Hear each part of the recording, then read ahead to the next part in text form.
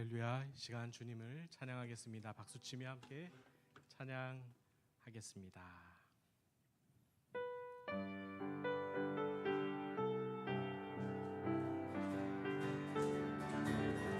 주 예수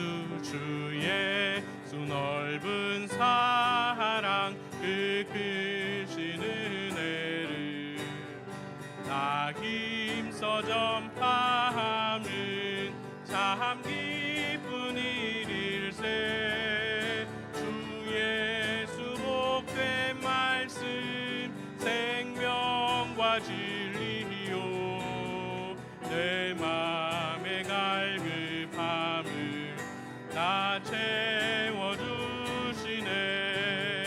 예부터 전한 말씀 주 예수 크신 사랑 나 항상 전파하기 참 좋아하도다. 이 말씀 전할 때에 이 말씀 전할 때에 내 마음이 기쁘고 그 말씀 전할수록 새 기쁨 넘치네.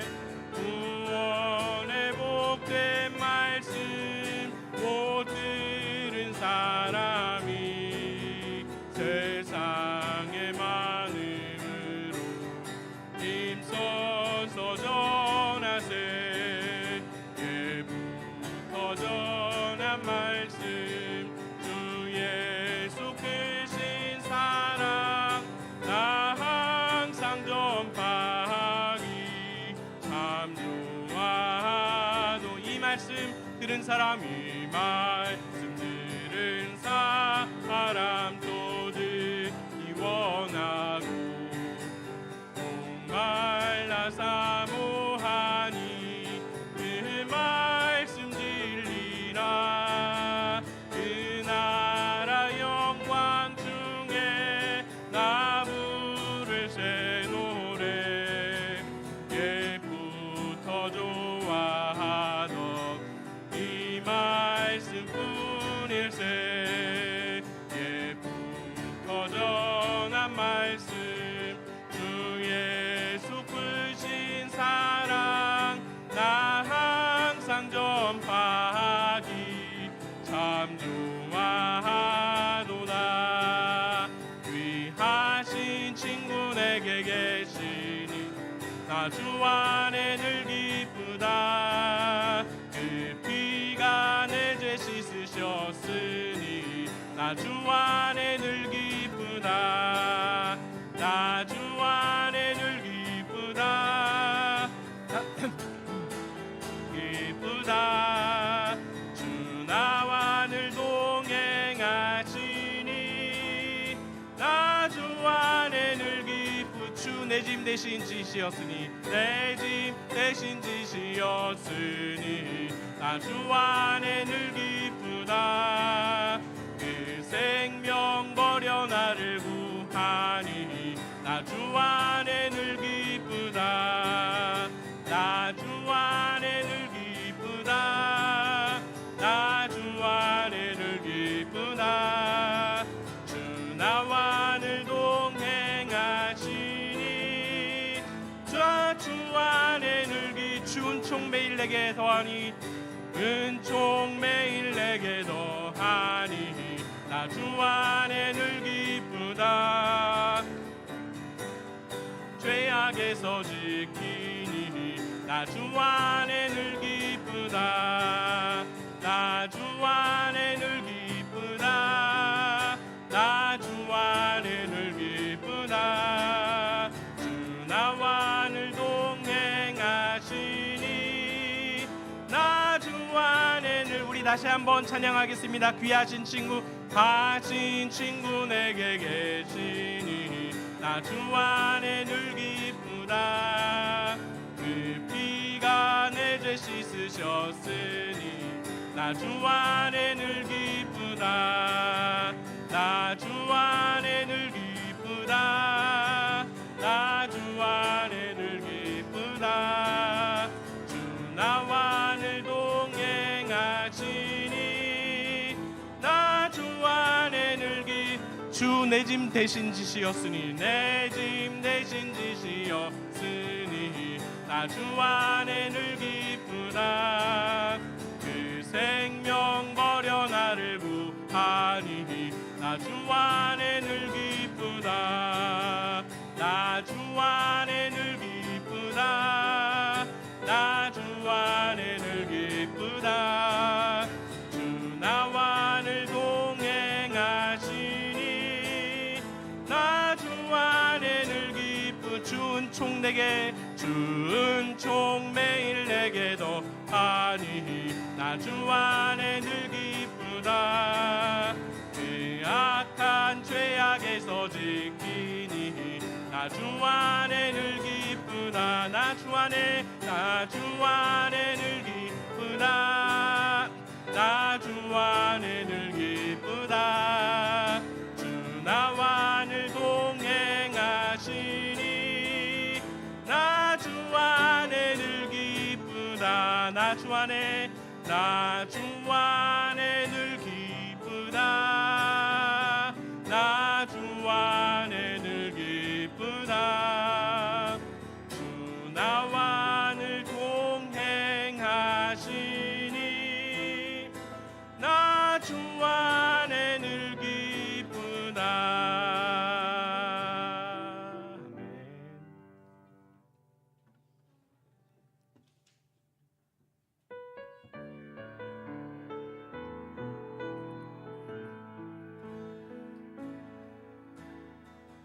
마라나타 주 예수여 어서 오시옵소서.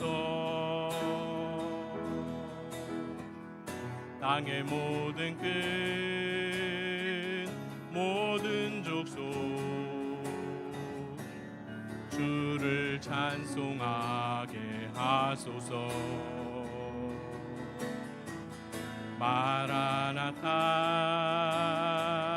주 예수여 어서 오시옵소서. 모든 열방이 주께 돌아와 춤추며 경배하게 하소서.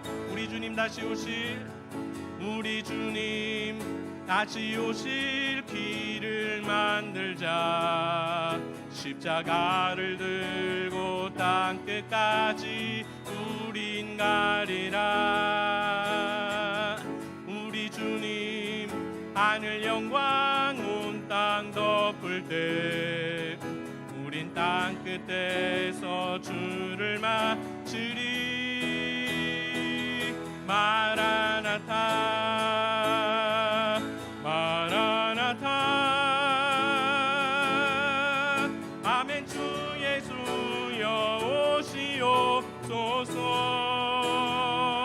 마라나타 마라나타 아멘. 주 예수여 오시옵소서. 다시 한번 마라나타 주 예수여 마라나타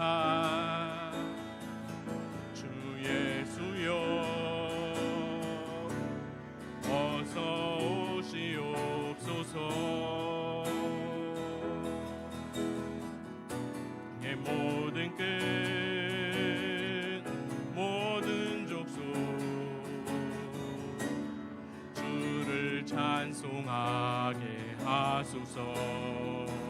마라나타 마라나타 주 예수여 어서 오시옵소서. 모든 열방이 주께 돌아와 춤추며 경배하게 하소서. 우리 주님 다시 오실 길을 만들자. 우리 주님 다시 오실 길을 만들자. 십자가를 들고 땅끝 끝까지 우린 가리라. 우리 주님 하늘 영광 온 땅 덮을 때 우린 땅 끝에서 주를 맞으리. 마라나타 마라나타. 아멘. 주 예수여 오시옵소서. 마라나타 마라나타. 아멘. 주 예수여 오시옵소서. 우리 주님 다시 오실 길을 만들자. 우리 주님 다시 오실 길을 만들자. 십자가를 들고 땅 끝까지 우린 가리라. 우리 주님 하늘 영광 온 땅 덮을 때 우린 땅 끝에서 주를 맞으리. 마라나타 마라나타. 아멘. 주 예수여 오시옵소서. 마라나타 마라나타. 아멘. 주 예수여 오시옵소서. 마라나타 마라나타 마라나타 마라나타.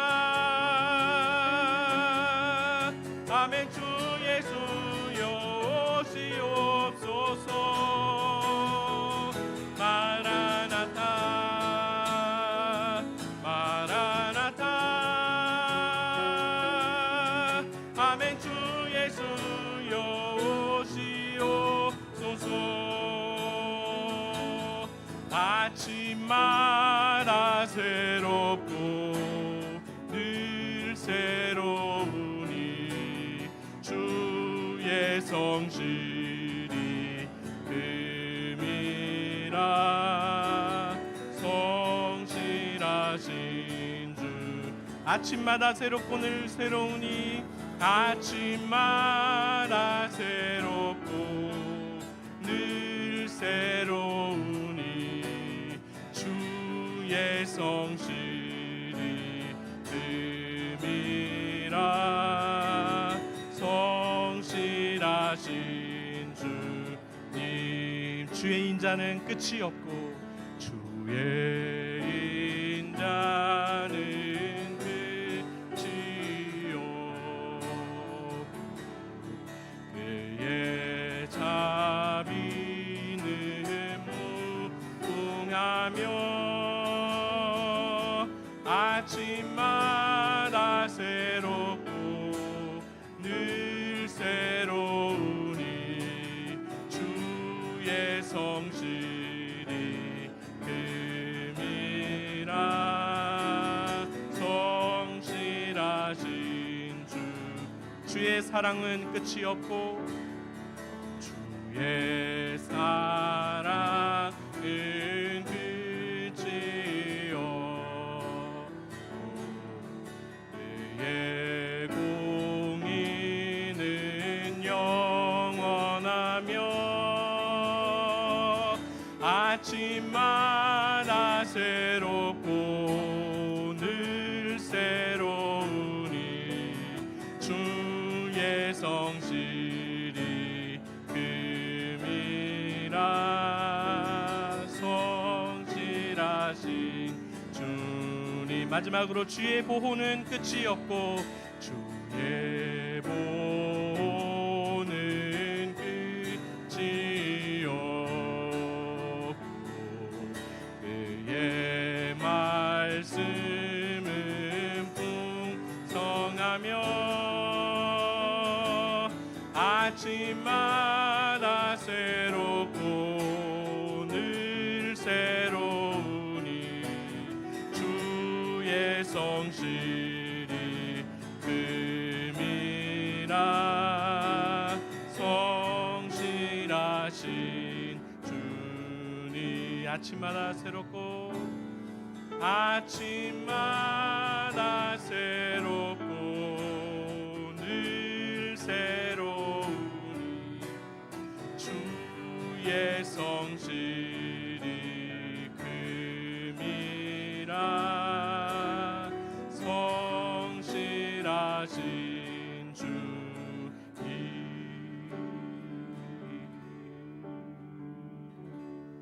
시간 날마다 새로운 주님의 성실하심과 사랑하심을 묵상하며 예배로 나아가겠습니다.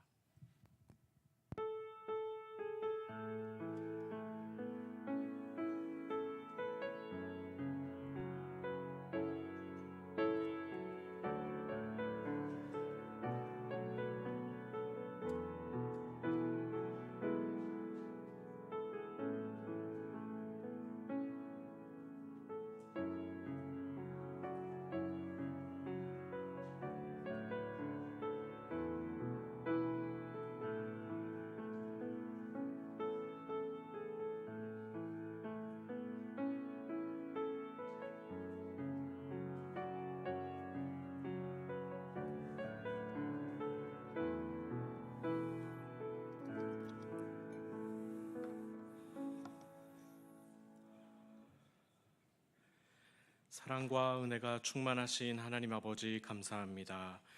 오늘도 수요 기도회로 주님 앞에 나와 우리의 마음을 쏟습니다. 우리 마음과 삶의 형편을 다 아시는 주님께서 들어 응답하여 주시고 예배 가운데 우리의 심령을 회복시켜 주옵소서. 우리가 가진 의로는 사람 앞에도 주님 앞에도 서기 부끄럽사오니 오직 예수 그리스도의 십자가 공로로만 주님 앞에 서게 하시고 십자가 사랑으로 형제 자매를 대하게 하옵소서. 우리가 말씀 앞에 섭니다. 거울을 보는 것처럼 우리 자신을 보게 하시고 세상을 보게 하시고 하나님이 원하시는 삶이 무엇인지 깨닫게 하여 주옵소서. 하나님이 원하는 세상은 무엇인지 우리의 마음을 다해 분별하며 기도하게 하옵소서. 특별히 몸과 마음이 연약한 성도님들, 날이 추워지니 건강 더 지켜주시고 마음은 더 뜨겁게 하여 주시어서 이웃과 하나님을 사랑하게 하여 주옵소서. 예배의 시종을 주님께 맡기오며 우리 주 예수 그리스도의 이름으로 기도하옵나이다. 아멘. 다 함께 찬송가 308장 부르신 후에 2, 3분간 통성으로 기도하겠습니다.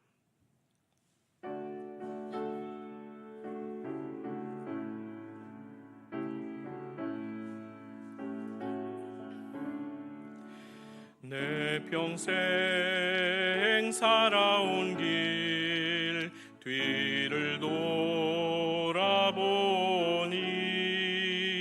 걸음마다 자욱마다 모두 죄뿐입니다. 우리 죄를 사하신 주의 시니 골고다의 언덕길 주님 바라봅니다. 나같이 못난 인간 주님께서 살리려 하늘나라 영광 보좌 모두 버리시었네. 낮고 낮은 세상에 사람 형상 입으신 하나님의 큰 사랑 어디에다 견주리. 예수님 나의 주님 사랑의 주 하나님 이제 나는 예수님만 높이면서 살겠네. 나의 남은 인생을 주와 동행하면서 주님 사랑 전하며 말씀 따라 살겠네. 아멘. 이 시간 함께 기도하실 제목은 첫 번째, 우리 교회 이번 주일 오후 3시에 있을 은퇴식 및 항존직 은퇴 및 임직 예식이 있습니다. 은혜 충만한 임직 예식, 은퇴 예식이 될 수 있도록 하나님 역사하여 주옵소서. 우리가 함께 기도하면 좋겠고, 두 번째 기도 제목은 내년 교회에서 함께 봉사할 내년도 일꾼을 위해서 하나님께서 기름 부어주시고 교회와 하나님 나라를 위하여 헌신할 수 있는 주의 종들이 잘 세워질 수 있도록 주님께서 역사해달라고 기도하면 좋겠습니다. 마지막 세 번째는 정치와 경제, 안보를 위해서, 특별히 북한이 우크라이나에 파병을 한 이후로 한국은 무기를 수출한다고 하고, 그럼 전면전을 밖에서 하게 되는 것인데 그러한 부딪히는 일이 없을 수 있도록 하나님 특별히 역사하여 달라고 우리가 이 세 가지 기도 제목을 놓고 2, 3분 정도 함께 기도하시겠습니다. 아버지 하나님 감사합니다. 아버지 하나님 임직식을 위해 기도합니다. 은혜 충만한 임직식이 될 수 있도록 우리 주님 역사하여 주옵소서. 하나님 은퇴식이 하나님 정말 주님께서 수고하였도다, 착하고 충성된 종아라고 하나님께서 정말 위로하시고 격려하시는 은퇴식이 될 수 있도록 주님이 인도하여 주시고, 또 아버지 하나님 하나님의 사람으로 어떻게 세워져 가는가, 아버지 하나님 임직식을 통하여도 은혜 충만한 임직식이 될 수 있도록 우리 주님 역사하여 주옵소서. 내빈들과 교인들과 또 아버지 하나님 임직 은퇴를 맡는 모든 담당자들이 하나님의 은혜 가운데 충만히 젖어들게 하시고, 하나님이 기름 부으신 가운데 하나님 놀라운 은혜와 성령의 충만함을 경험할 수 있도록 우리 주님이 인도하여 주시기를 간절히 빌고원합니다. 그래서 하나님 외부에서 오신 분들이나 내부에서 함께 참여한 분들이 모두가 다 하나님이 함께 하시옵다라고 고백할 수 있는 복된 은퇴와 임직식이 될 수 있도록 우리 주님이 역사하여 주시옵소서. 인간적인 모든 생각들, 인간적인 모든 판단과 그 모든 선입견들은 다 내려놓고 오직 하나님께서 함께 하신 그 기쁨과 즐거움으로 충만할 수 있는 아버지 하나님 임직식 될 수 있도록 우리 주님 인도하여 주옵소서.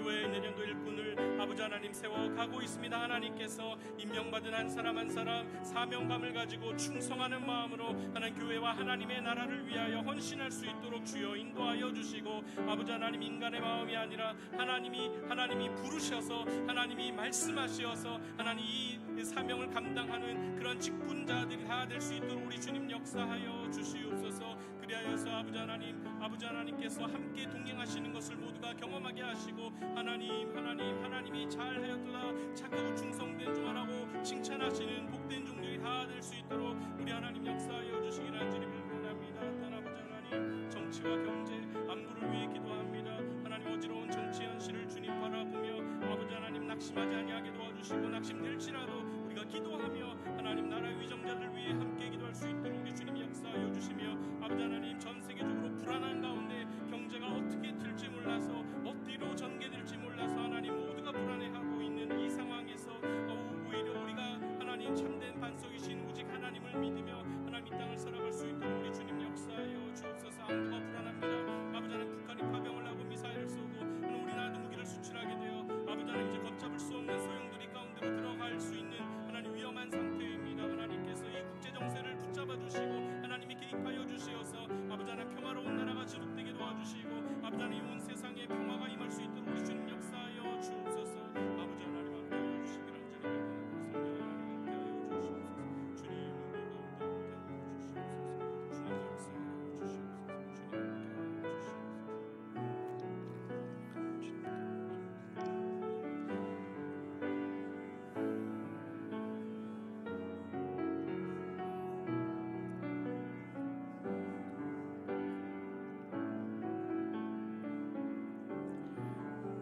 예수님의 이름으로 기도합니다. 아멘. 오늘 우리에게 주시는 하나님의 말씀은 사도행전 27장 23절에서 25절 말씀입니다. 사도행전 27장 23절에서 25절 말씀, 신약성경 234면입니다.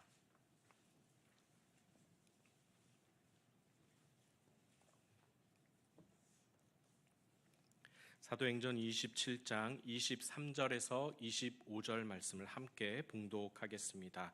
23절부터 시작. 내가 속한 바 곧 내가 섬기는 하나님의 사자가 어젯밤에 내 곁에 서서 말하되 바울아 두려워하지 말라. 내가 가이사 앞에 서야 하겠고 또 하나님께서 너와 함께 항해하는 자를 다 내게 주셨다 하셨으니 그러므로 여러분이여 안심하라. 나는 내게 말씀하신 그대로 되리라고 하나님을 믿노라. 아멘. 드보라 찬양대의 찬양이 있겠습니다.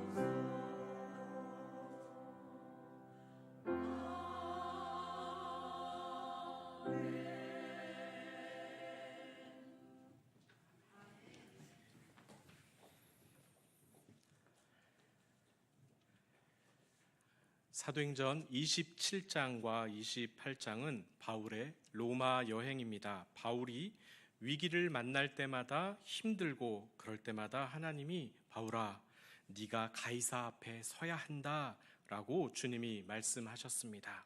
그런데 말이 좋아 여행이지 그는 미결수 신분이었습니다. 미결수는 재판이 끝나지 않아 죄가 확정되지 않은 사람입니다. 그래서 손발 다 묶이고 감금이 되어 로마 황제 앞으로 끌려간 것입니다. 안 그래도 요즘 TV 프로그램 중에 텐트 밖은 유럽이란 프로에서 이탈리아 편이 나오는데 가는 곳마다 코발트 블루색 바다, 짙은 바다와 일부러 돈 주고 사 먹는 올리브 오일이 지천에 깔려 있는 그 아름다운 지중해가 바로 이 바울의 배경입니다.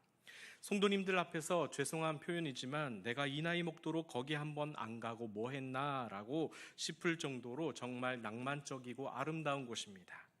그런 장소를 배경으로 미결수 바울이 호송되고 있습니다. 성경을 읽다가 이런 생각이 들었습니다. 복음 전파가 시급하고 사명이 그렇게 중요하다면 바울이 배를 타고 로마로 끌려갔더라 하고 15글자면 될 일을 장장 2장에 걸쳐서 상세히 기록한 이유가 무엇일까 생각하게 되었습니다. 다시 읽기 싫을 만큼 지명이 복잡하게 나오고 이리 갔다 저리 갔다 바람 불어 피하고 광풍이 일어서 배가 부서지고 며칠간 표류하여 쫄쫄쫄 굶다가 한 섬에 걸린다, 이런 얘기입니다. 복음을 들고 황제 앞에 선다는 것이 중요하지 로마까지 가려고 지중해를 온통 헤매고 다닌 이 과정을 굳이 기록할 필요가 있을까? 이 장면을 보면서 오늘 우리는 무엇을 생각해야 할까 생각해 보았습니다. 자산어보라는 영화가 기억이 납니다. 예전에 한번 인용했지만 사극의 대부 이준익 감독이 조선시대 학자 정약전의 유배를 흑백 화면으로 찍어서 더 아름다운 영화였습니다. 원래 동생 정약용을 전남 신안 흑산도로 보내려고 했었고 정약전을 전남 강진으로 유배하려고 했다고 합니다. 그런데 그들을 모함한 신하들이 형 정약전을 더 위험한 인물로 판단하여 흑산도로 유배지를 바꾸게 된 것입니다.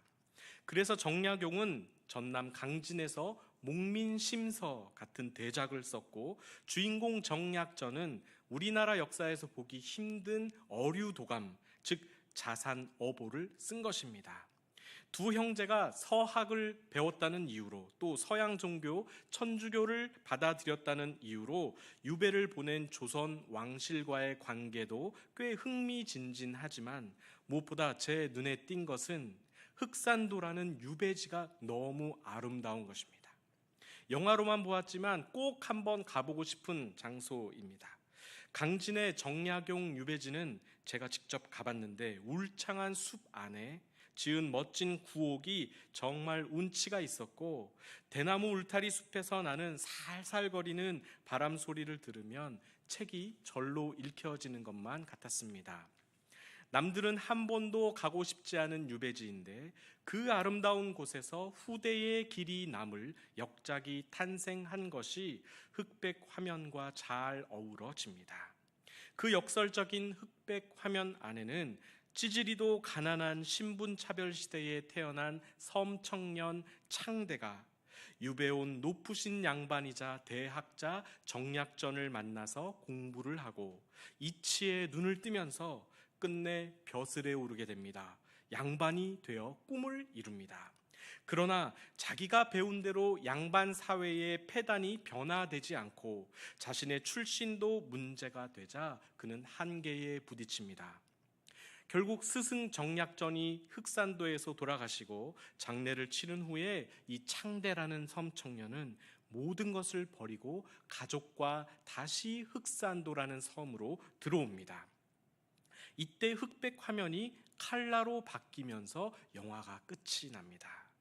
인간과 인간이 더불어 함께 살 수 있고 차별이 없고 능력껏 꿈을 이룰 수 있는 공평한 세상을 위해 창대는 다시 섬으로 들어온 것이죠. 가난한 자들과 함께하는 생활로 돌아온 것입니다. 당시에 철저한 신분 사회였던 조선이 이 사상을 받아들이지 못한 것입니다. 하나님 앞에 모든 인간이 평등하다라는 성경적인 가치관이죠. 그 무거운 주제가 흑백 화면에 담겨 흐르고 있는데 배경은 어찌나 아름답던지요. 그래서 역설적이었습니다. 바울의 로마 여정도 그렇습니다. 당시 최고의 권력자 앞에 복음을 전하러 가는 과정입니다. 세상 그 누가 로마 황제 앞에 설 수 있겠습니까? 그리고 그를 호송하던 천부장 율리오와 로마 군인들 뿐만 아니라 바울과 함께 배에 탔던 죄수들까지 다 합치면 사도행전 27장 37절에 276명이라고 기록합니다. 그 많은 사람들의 목숨까지 안전하게 보존할 수 있었던 이유는 하나님의 구원 계획 때문입니다. 그것이 선교이고 구약부터 말씀하신 하나님의 약속 때문입니다. 그 정점에 바울이 서 있는 것입니다. 바울을 빼면 일어나지도 않았을 일들이 바로 27장, 28장 말씀입니다. 그래서 바울이 대단하다 이런 말이 아니고 죄인 중에 괴수 같은 바울에게 복음을 주신 하나님이 대단하신 것입니다. 그 하나님이 바울을 위대한 부흥사로 만드시지 않았습니다. 이름만 들어도 알 것 같은 대형교회 목사님으로 만들지 않고 교단 총회장으로 만들지 않았습니다. 유대인들이 죽이겠다고 하면 쥐도 새도 모르게 끌려가 죽을 수 있는 자로, 로마 군인들이 풍랑 속에서 먼저 바다에 빠뜨려 죽여도 무방한 그러한 미결수로 하나님이 만드신 것입니다. 공부로 치면 할 만큼 한 사람이고 족보로 하면 누구와 비교될 수 없을 만큼 진골 중에 진골인 그를 하루 아침에 핍박받는 예수 믿는 자의 전도자로, 아무것도 없는 자로, 오히려 그의 백그라운드 때문에 더 큰 공격을 받는 입장 그대로 하나님이 사용하셨습니다. 그래서 바울은 하나님만 의지할 수밖에 없었습니다. 하나님 한 분만 바라보고 살 수밖에 없었습니다. 인생이 자기 생각과 정반대로 흘러가는데 그럴수록 하나님의 뜻이 더 선명해지는 장면이 바로 27장, 28장의 장면들입니다. 역설적입니다. 성경에는 이러한 역설이 많습니다. 말도 안 되는데 말이 되게 하십니다. 다 손을 놓고 포기하니까 다시 그 일을 맡기시고, 양손 양발 다 묶고 꼼짝을 못하게 하신 후에 하나님이 원하는 방향으로 이끌어 가십니다. 그렇게 되기까지 얼마나 많은 마음의 저항이 있었을 것이고 얼마나 많은 원망과 포기가 있었겠습니까? 그러나 그러한 과정 없는 순탄한 순종이란 없습니다. 순적한 만남이라는 것은 이삭이 리브가를 만날 때나 쓰는 말입니다. 하나님께 포기란 김장할 때나 쓰는 말인 것입니다. 하나님의 구원 역사에는 포기도 없고 고난 없는 영광도 없습니다. 십자가 없는 부활도 없고 거저되는 것은 오직 구원의 은혜뿐입니다. 하나님의 자녀 된 것 빼고는 우리 삶에 공짜가 없습니다. 죽을 때까지 우리에게 주신 구원을 이루어 가야 하는 것입니다. 백절불굴의 정신으로 여러 번 꺾여도 굽히지 않고 많은 고난을 극복하여 이겨나간다는 마음으로 이루고 또 이루어 가야 합니다. 물론 그것을 이룰 힘과 은혜도 다 하나님께서 주시는 것입니다. 주실 때 주시더라도 우리 마음이 고난 중에 겸손하여져서 그 은혜를 받아들일 준비가 돼야 주시는 것입니다. 진리를 위해 대가를 지불할 마음도 없이 공짜로 되는 것은 없습니다. 우리는 이 역설을 받아들여야 합니다. 희망을 품었다면 절망부터 배우게 하시는 분이 하나님이시고, 소망을 보았다면 소망 없음의 허무함과 안타까움에서 시작하게 하시는 분이 하나님이십니다. 그런데 사탄은 이 역설을 싫어합니다. 뭐든지 편한 게 더 좋다고, 효율적인 것이 좋고 기분 좋게 하는 게 더 좋다고 우리를 속입니다. 그래서 조금만 불편하고 조금만 비효율적이고 조금만 기분이 나쁘면 사명이고 진리고 복음이고 나 몰라라 하는 것입니다. 만약에 누구 아무개 밭에 100억 원어치 보석이 묻혀 있다는 정보를 저만 알고 있다면 전 재산을 팔고 대출을 받아서라도 그 아무개의 밭을 통째로 사지 않겠습니까? 그 가치를 아는 자만이 이 역설을 받아들이는 것입니다. 하나님의 나라는 그것을 아는 자들이 차지하는 것입니다. 당시의 제자들이 어딜 보고 예수님께 인생을 걸었겠습니까? 3년간 따라다니면서 온갖 기적과 저세상 능력을 눈앞에서 다 목격하고도 십자가 앞에서 뿔뿔이 다 도망한 분들이 이 제자들입니다. 하물며 우리라, 저는 그렇게 생각이 들었습니다. 사도행전 27장, 28장은 우리에게 바로 그 점을 말하고 계십니다. 봐라, 복음이 눈에 보입니까? 하나님이 손에 잡히십니까? 아무것도 보이지 않고 잡히지 않는 망망대해 칠흑 같은 밤바다 풍랑이 불고 있어도 하나님의 복음을 마음에 품은 바울과 그 배는 결코 파선하지 않는다라는 사실을 우리에게 말해주고 있습니다. 바울이 가진 복음, 예수 그리스도께서 산자와 죽은 자의 주인으로 부활하셨다는 그 사실 하나를 덮으려고 죽음의 세력이 배를 표류시키고 망망대해를 헤매며 276명이 수일을 굶다가 죄수들이 틈을 타 언제 군인을 죽이고 자기들만 탈출할지 모르는 상황, 그리고 반대로 군인들은 언제 죄수들을 버리고 자기들만 탈출할지 모르는 그러한 극심한 공포가 배 안에 팽배해 있었을 것입니다. 그러나 아무리 그럴지라도 바울 하나 못 잡아먹어서 안달이 났을지라도 그 위태한 가운데서 하나님의 음성이 임했습니다. 바울은 그 음성을 듣고 당당하게 사람들에게 이렇게 외치는 것입니다. 그게 우리가 읽은 오늘 본문입니다. 사도행전 27장 23절에서 25절을 우리 다 함께 읽어보겠습니다. 시작. 내가 속한 바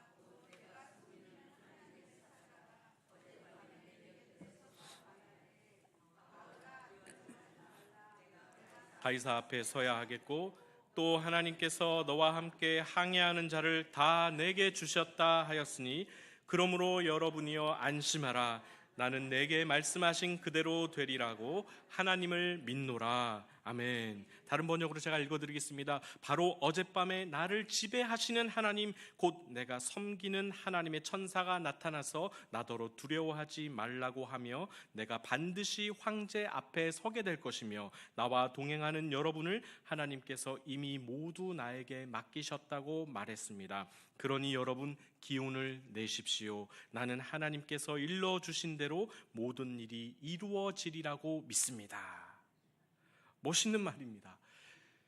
여러분 기운을 내십시오. 나는 하나님께서 일러주신 대로 모든 일이 이루어지리라고 믿습니다. 저는 요즘 세상이 마치 경랑치는 죽음의 바다 한가운데 표류하고 있는 난파선처럼 느껴집니다. 바울이 탄 배와 똑같은 운명이죠. 아무도 바울의 말을 주목하지 않았고 이 위기에서도 각자가 자기 하고 싶은 말만 듣게 되고 자기가 하고 싶은 말만 하게 되는 상황이었습니다. 하나님의 뜻은 큰 파도 소리와 사람들의 불신앙에 묻혀서 있는 것만 같습니다. 배가 언제 파선할지, 언제 난파될지 모르니까 각자가 자기 살겠다고 아우성칩니다. 그래서 어느 한 교회라도 이 세상을 향해서 여러분 기운을 내십시오. 나는 하나님께서 일러주신 대로 모든 일이 이루어지리라고 믿습니다. 라고 외쳐주면 좋겠습니다. 죽음의 파도가 제 아무리 몰아쳐도 부활하신 예수 그리스도의 복음을 방해할 수 없습니다. 그 복음을 외치는 증인을 막을 수 없습니다. 핵심은 복음을 가졌느냐가 핵심입니다. 증인이 되었느냐가 핵심입니다. 파도가 얼마나 무섭느냐, 우리가 미결수냐 아니냐에 달린 것이 아닙니다. 하나님 입장에 서 보면 하나님 자신의 복음이 이 땅 최고의 권력자 가이사 앞으로 돌진하며 나아가고 있는 것입니다. 바울은 그것을 알았고 당당했습니다. 복음은 하나님의 것이기 때문입니다. 온 우주의 통치자 하나님의 말씀을 전하러 가는 것입니다. 교회가 이 영광스러운 복음을 지키기 위해 세상과 타협하지 않는다면 어떤 죽음의 바다도 그 교회를, 그 배를 침몰시키지 못할 것입니다. 그러나 복음이 아닌, 사명이 아닌 다른 것들로 고난의 항해를 하고 있다면 그 배의 운명은 안타깝게 될 것입니다. 신약시대의 교회와 성도들이 그렇게 치열하게 살았던 이유는 하나님이 교회에 주신 복음의 영광이 훼손되는 것을 막으려는 것이었습니다. 다른 복음이 얼마나 성도들의 삶을 파고들었는지 신약 성경 어디를 펴도 다른 복음을 분별하고 물리치고 그렇게 가르치는 자들을 경계하라고 합니다. 다른 복음을 받아들인 교회는 신속히 사라졌습니다. 주님이 주신 복음을 지켜내지 못했기 때문입니다. 그래서 바울이 탄 배가 유라굴로 광풍을 만나 요동을 치든 모래톱 스르디스에 걸려 좌초되든 상관없이 그가 복음의 증인이 되었기 때문에 하나님이 그 길을 끝까지 인도하셨고 275명의 목숨까지 다 살려주셨습니다. 요나를 보겠습니다. 그의 삶도 역설적입니다. 하나님의 부르심과 정반대로 도망쳤을 때, 그래서 광풍을 만나죠. 그 광풍 때문에 배가 깨지고, 그랬을 때 모든 사람을 살리는 길은 요나를 그 바다에 던지는 것이었습니다. 그런데 그것이 하나님의 뜻이었습니다. 하나님이 그를 큰 물고기 뱃속에 넣어서 사명지 니느웨에 던져 놓았습니다. 그랬더니 좌우를 분간하지 못하는 12만여 명과 가축까지 다 회개하고 하나님 앞으로 돌아온 것입니다. 요셉의 삶도 역설적입니다. 형들의 시기를 받아 구덩이에 갇혀 죽은 것처럼 꾸몄습니다. 그리고 미디안 상인들에 끌려 애굽의 노예가 되었을 때, 그리고 보디발의 아내에게 억울하게 누명을 쓰고 감옥에 갇혔을 때, 하나님을 믿음으로 요셉이 자기의 신앙을 지킨 결과가 무엇입니까? 흉년이 들어 다 굶어 죽게 생겼을 때 아버지 야곱의 가족 모두를 구원코자 함이 아니었습니까? 악을 선으로 바꾸시는 하나님의 놀라운 구원 계획이 야곱의 역설적인 삶을 통해 역사하신 것입니다. 마지막으로 예수님의 삶이 역설입니다. 가장 고귀한 하나님의 아들이 가장 낮고 천한 이 땅에 내려와 부귀영화를 누리다 올라가신 것이 아니라 갖은 모함과 핍박을 당하다가 끝내 가장 처참한 모습으로 십자가 위에 달려 죽으심으로 모든 희망이 다 사라졌다고 생각했을 때, 그 누구도 예상치 못한 죽은 자가 살아나는 전혀 새로운 방식, 하나님만이 하실 수 있는 능력으로 구원을 이루시고 복음의 새 시대를 여신 것입니다. 몇 주 전 중고등부 예배를 드리다가 제가 질문했습니다. 상황이 아니라 사명을 따라 사는 자가 바울입니다. 여러분은 상황을 돌파해낼 만한 묵직한 사명이 마음속에 있습니까? 라고 질문했습니다. 한 선생님이 대답했습니다. 미랄이 되는 것이 저의 사명입니다. 그 말을 듣고 제가 깜짝 놀랐습니다. 그 선생님은 평소에도 남들이 보든 안 보든 묵묵히 자기 할 일을 하시는 분이라고 보았기 때문입니다. 그분은 그렇게 대답하신 대로 사셨습니다. 미랄이 된다는 것은 땅 속에 묻혀 죽어야 싹이 돋지, 죽지 않으면 생명의 역사가 일어나지 않는다는 것을 그분은 알고 대답하셨던 것 같습니다. 죽어야 싹을 틔운다는 사실이 역설입니다. 생명이 죽음에서 시작되는 것을 누가 정하셨을까요? 하나님의 구원이 아들 예수의 죽음에서 성취된다는 것을 누가 정했을까요? 믿음이 없이는 이 역설을 받아들일 수 없습니다. 로마 선교가 미결수 바울의 고난을 통해 진행될 것이라고 처음부터 말해 주어도 우리 중 아무도 믿지 못했을 것입니다. 100년 전 조선에 들어온 수많은 선교사들이 풍토병에 시달려 자식 먼저 잃고 자기도 시름시름 앓다가 주님의 부름을 받은 경우가 얼마나 많았습니까? 대한민국의 발전과 교회의 성장이 그 미랄 같은 희생 위에 세워진 것입니다. 믿음의 눈으로 보는 우리만 아는 사실이죠. 이 세상은 모르고 있습니다. 한 교회도 마찬가지입니다. 묵묵히 자기 할 일을 하는 봉사자들, 자기를 부인하고 교회와 성도를 위해 희생하는 자들이 있을 때 교회는 평안합니다. 내가 죽지 않는데 무슨 열매를 보겠습니까? 자아가 죽어야 퍼져나가는 생명의 향기가 오래 기억에 남습니다. 그리고 감동을 주게 되고 또 다른 생명의 역사를 낳게 되는 것입니다. 죽지 않은 미랄은 썩은 냄새 나는 거름일 뿐입니다. 가정은 안 그렇습니까? 어머니의 헌신과 눈물을 먹고 자란 자녀들이 잘 자라게 되는 것입니다. 아버지의 깊게 패인 주름을 본 자식들은 딴 길로 가지 않는 것입니다. 만유인력의 법칙보다 중력의 원리보다 더 위대한 것이 나 하나가 죽으면 우리가 산다는 법칙입니다. 한 사람을 품으려고 마음을 짓누르고 꾸역꾸역 누르고 눌러야 겨우 한 번 용서가 되지 않습니까? 그걸 또 몇 번씩 하다가 내 마음이 다 문드러졌을 때 비로소 마음이 통하게 되죠. 그리고 서로 알아주게 됩니다. 그때 변화가 일어나는 것입니다. 그렇게 한 사람 한 사람 서로 품고 마음이 문드러지는 현상을 사랑이라고 합니다. 그렇게 따지면 하나님의 마음이 온 우주에서 제일 문드러졌을 것이고요. 그래서 가장 위대한 사랑은 하나님께 있는 것입니다. 하나님의 사랑의 마음이 바로 역설적입니다. 그렇게 죄인을 사랑한다면서 죄 없는 자기 아들을 죽음에 내어주시는 역설, 그 깊은 마음을 우리가 어찌 다 알 수 있겠습니까? 그렇게 구원의 역사는 오늘날 우리에게까지 흘러온 것입니다. 말씀을 맺으려고 합니다. 먼 훗날 바울이 디모데에게 이런 편지를 썼습니다. 복음으로 말미암아 내가 죄인과 같이 매이는 데까지 고난을 받았으나 하나님의 말씀은 매이지 아니하니라. 너무 멋있는 말씀이어서 이 상황에 어쩜 딱 맞는지 제가 인용을 할 수밖에 없었습니다. 바울은 자신의 삶과 인생을 통해 깨달았습니다. 나는 이 복음을 위해서 고통을 당하고 죄인처럼 감옥에 갇히기까지 했다. 그러나 하나님의 말씀이 감옥에 갇혀 있는 것은 아니다. 너무 멋있는 말씀이지 않습니까? 나는 힘들어 죽겠는데 나를 통해서 하나님의 역사가 드러난다면 이것이 바로 바울이 경험한 그러한 역설입니다. 그래서 힘들다고 도망가지 마시고, 힘들다고 포기하지 마시고, 힘들어도 하나님 앞에 나와서 기도하고 버티면 하나님이 나를 통하여 생명의 역사를 드러내실 줄로 믿습니다.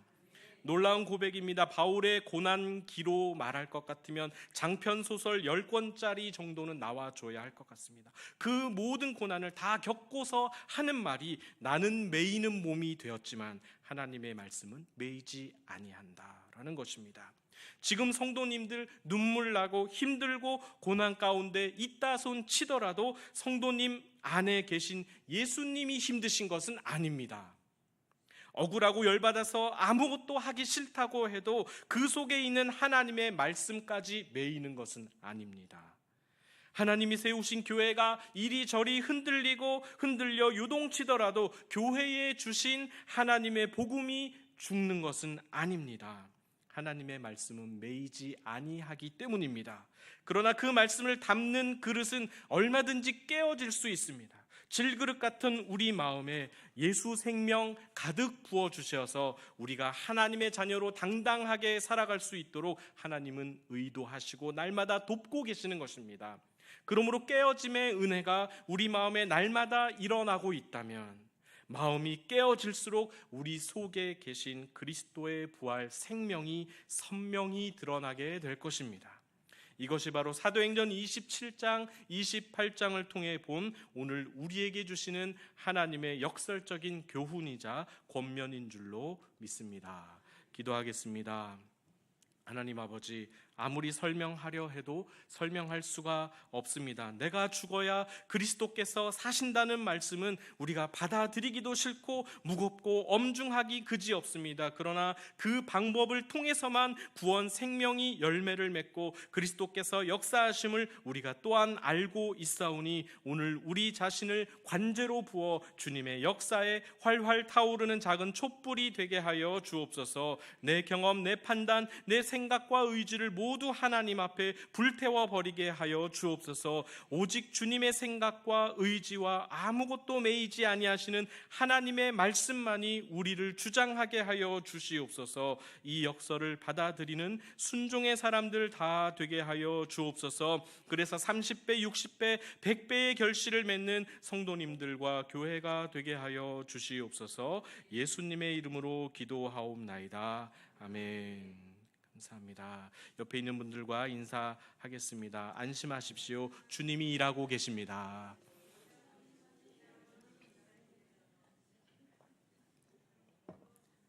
이 많은 문장을 세 글자로 줄이면 공사 중. 공사 중입니다. 안심하십시오. 주님이 일하고 계십니다. 이걸 세 글자로 줄이면 공사 중. 나는 공사 중입니다. 다 완성된 것이 아닙니다. 불쌍히 여겨 주십시오. 나는 공사 중입니다. 이런 뜻입니다. 네, 이번 주는 오후 3시, 주일 오후 3시에 임직식이 있습니다. 모두 참여해 주시고 하기 위해서 기도해 주시면 감사하겠습니다. 정말 성령이 충만한 임직식, 은퇴식이 될 수 있도록 우리 모두 기도가 필요합니다. 찬송가 338장 부르신 후에 주기도문으로 예배를 마치겠습니다.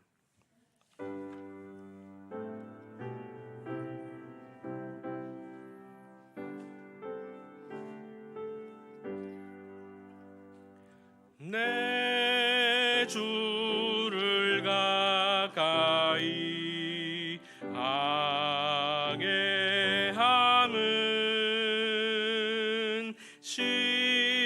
십자가 짐 같은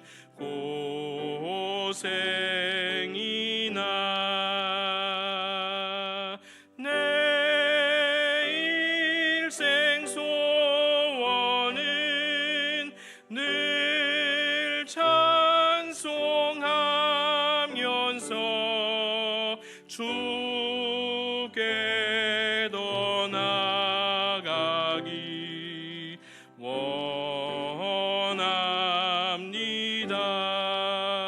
원합니다.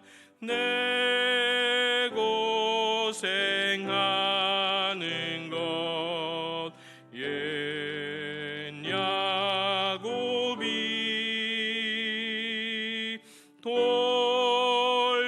돌베개 베고 잠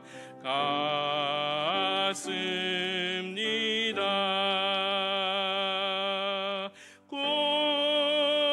꿈에도 소원이 늘 찬송하면서 주께 더 나아가기 원합니다.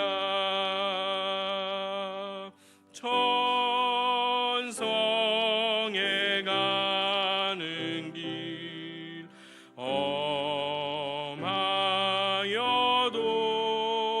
험하여도 생명길 된 하니 은혜로다. 천사 날 부르니 늘 찬송하면서 주께 더 나아가기 원합니다.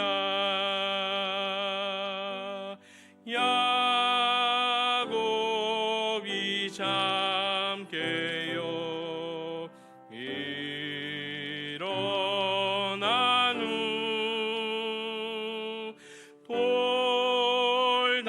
돌단을 쌓은 것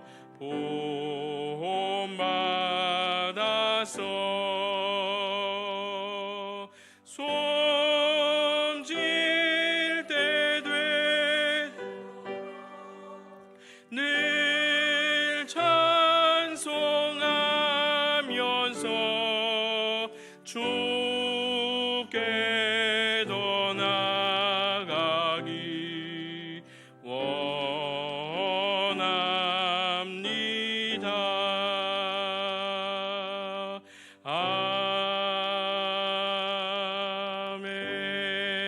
아멘. 주기도문으로 예배를 마치겠습니다. 하늘에 계신 우리 아버지, 아버지의 이름을 거룩하게 하시며 아버지의 나라가 오게 하시며 아버지의 뜻이 하늘에서와 같이 땅에서도 이루어지게 하소서.